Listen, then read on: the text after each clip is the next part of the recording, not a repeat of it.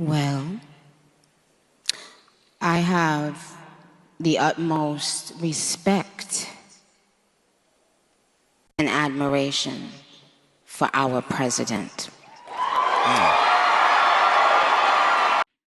Nicki Minaj, Erika Kirk, Charlie Kirk. Let's get into it. Nicki Minaj appears at Turning Point USA AmericaFest alongside Charlie Kirk's widow, Erika Kirk, and I'm super confused about this primarily because of this video.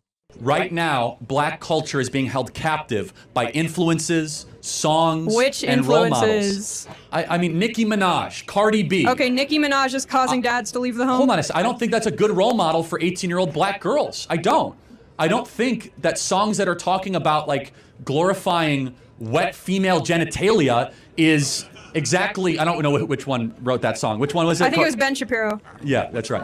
Yeah, but by the way, the role models of the 1940s and 50s for black America were completely different.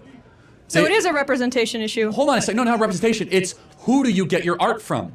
It's what values are they putting forward? It's the question of every day, for example, more times than not, black politicians will lament the condition of America. It's systemically racist. It's terrible. What does that do to a 14-year-old black kid if you just find that you hear that everything is rigged against you? Instead, they should be saying, hey, there might be some barriers, but if you believe in yourself enough, you can achieve in this country. It creates a form of social conditioning of low expectations. And right now, black culture. I don't know why that was so triggering to me. You know what I'm saying? It's not even that I really just disagree with him. I'm not really sure why that was so triggering to me. And like I said, I never watched Charlie Kirk before. I had no idea who he was before he passed. This is literally my first time ever listening to him speak, and I'm super confused as to why he was so interested in black culture. I'm like, who asked your opinion? But, you know, he's sitting at a event. There are no black people at this event. And he's going back and forth with a white kid or Asian kid about black culture and the value of the music and the messaging and all. What's it to you, bro? So I'm gonna have to do some more research on this guy before I really speak on him. But that was interesting. And yeah, Nicki Minaj might not be the best role model for little black girls. I don't know.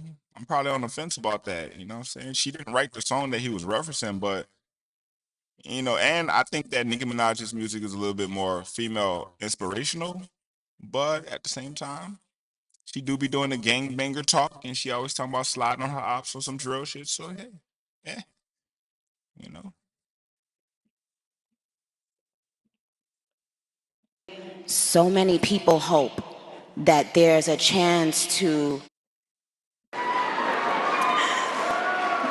So with regard to the current administration, what has been maybe the biggest surprise for you, or something that you just really has been put on your heart that you've learned about our president and our vice president? Well, I have the utmost respect and admiration for our president.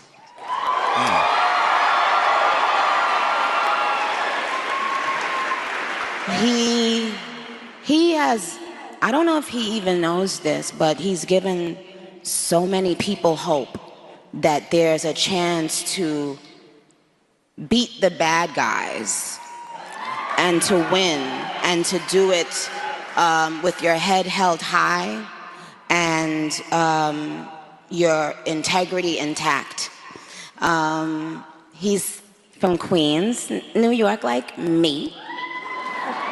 So, but what it's shown me personally is sometimes, you know, even in the worst feeling times in your life, you think that you're never going to come back from it. But you do. And our president shows that. He's been through every single thing a person could be through publicly. Having to constantly be lied on. It's not really that funny. Until you are in that person's shoes that's being lied on, you'll never understand what it feels like. That person is a human being. They have a family who has to read those lies. And that's not, and it's just not fair. Not Nicki Minaj But defending the president. this administration is full of people with heart and soul. And they make me proud of them. Our vice president, he makes me, well, I love both of them, but they're both powerful men, Glazing over the president and smart, the vice strong, president all of the that, United States. but both of them have a very uncanny ability to be someone that you relate to. I can relate to them. When I hear them speak, I know that they're one of us. Like, I know that they're not, don't you guys agree? They haven't lost touch of the world. You know, they're still connected to the world and what's happening in the world, with the younger people and older people, with the richer people and not so rich people. They have the ability to still connect and be real and make us feel proud to be American. Okay. That was a very surprising answer for myself and probably everybody else, but you know what? I'm gonna keep it 100 right now. These are mostly facts. They mostly facts. You know what I'm saying? I don't understand why everybody's so brainwashed to automatically hate our great American president. Donald Trump is a great American success story. He is a great American success story. He was born to a millionaire dad and uncle, spent his childhood, young adulthood being told that he was not good enough. That was the narrative on him. You'll never be as good as your uncle. You'll never be as good as your pops. You know what I'm saying? You were born with a silver spoon in your mouth, but you're not like them. Then he gets with his first wife, and she absolutely steals the spotlight. I'm not sure if y'all familiar with Ivana Trump, but she was famous, like the Kardashians, but in the 90s. She was a fashionista, you know what I'm saying? And that's back, when every one of our favorite rappers had a line about balling like Trump. It sounded like hip hop had real love, respect, and admiration for Donald Trump at one point. I'm not really sure why that just changed all of a sudden when he became president. It's so interesting. He becomes president of the United States, everybody starts to hate him. He saved the country from COVID, literally saved the economy, and people still hate him. And to make sure that he doesn't get reelected as president, they did lie on him and they did put false charges on him and, possibly even rigged the election. I don't know. Allegedly, possibly, supposedly, according to him. But, this is Fulton County, Atlanta, Georgia, and we talking about the same DA, Fannie Willis, that dropped the ball on the YSL case. So we can't trust them people to count the votes, which is why they're being sued for those election results right now. I don't know what is surprising about this. And, felony charges, dozens of them, allegations, charges, blah, blah, blah. And that man overcame all of that and became the president of the United States again. And people really mad. But that is a great American success story for real. So unfortunately, I'm going to have to agree with Nicki Minaj on this one. And, y'all just need to just humble yourselves and put some respect on the great American president's name because he taking all the heat for getting this satanic country back in order. And, honestly, under the order of God, you know what I'm saying? You don't have to agree with his methods, but, I think everybody's going to be happy with the end result, you know what I'm saying? And most of the people who are going to disagree with these statements probably don't downloaded WAP on iTunes. And you part of the problem. You are unconscious puppet in the agenda. You are agent. And I mean, so that's what she about to get into now. Let's So why now have you been involved with speaking about politics? What was kind of the turning point for you? Yeah. What was the turning point? Well, I just got tired of being pushed around. Yeah.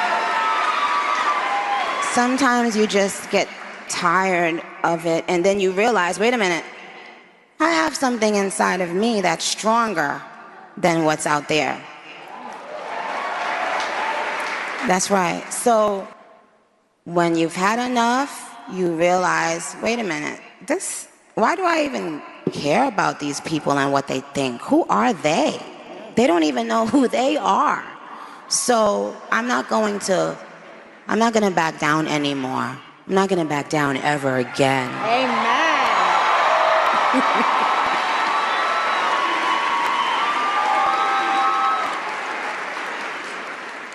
Can the students in the room raise your hand?